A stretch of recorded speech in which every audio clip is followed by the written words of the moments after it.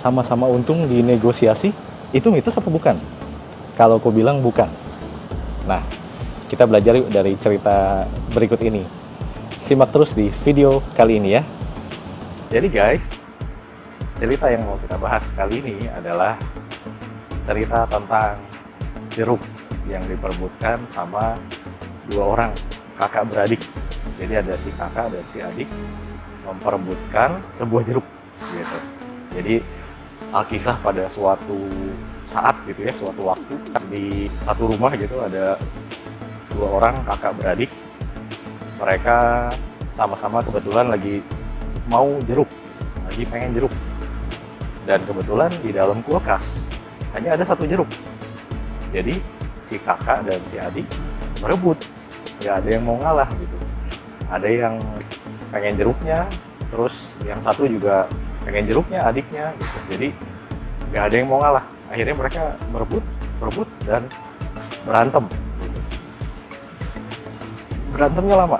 Akhirnya mereka kelihatan sama orang tuanya, sama ibunya lah gitu. Ibunya lihat itu, akhirnya supaya adil dibagi dua sama ibunya, dipotong jeruknya, dibagi dua sama rata, buat si kakak setengah, buat si adik setengah. Nah, si kakak dan si adik dapat setengah-setengah akhirnya. Tapi sebenarnya si kakak mau jeruk itu, mau bagian kulitnya aja, mau dipakai buat hiasan, buat mainan. Nah, dia pengen berkreasi dengan kulit jeruk. Si adik mau makan daging buahnya. Nah, karena dibaginya setengah sama rata, maka setengah bagian punya si kakak, setengah daging buah, karena si kakak nggak mau makan jeruknya, dia hanya mau ngambil kulitnya, dibuanglah daging buahnya. Sebaliknya, si adik pun begitu. Karena dia hanya mau daging buahnya, mau dimakan, dia buang kulitnya. Akhirnya, kebuang. Jadi, si kakak cuma dapat setengah bagian kulitnya, si adik cuma dapat setengah bagian buahnya. Teman-teman sales bayangkan, atau teman-teman entrepreneur, teman-teman semua lah, bayangkan. Kalau misalkan si kakak sama si adik itu bisa berkomunikasi dengan baik, bisa negosiasi dengan baik. Dek, kakak mau ambil kulitnya aja, dagingnya buat adik. Ya, mereka nggak perlu berantem kan, gitu.